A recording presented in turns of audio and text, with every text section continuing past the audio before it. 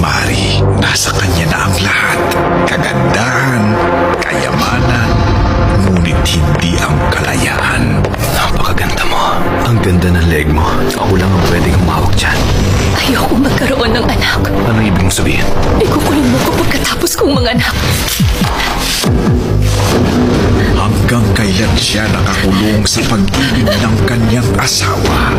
Nag-report ako sa police station pero wala ring nangyari. Marami na akong pinuntahang lawyers. Wala ni isang pumanig sa akin dahil kinausap na ni Franco ang mga yun.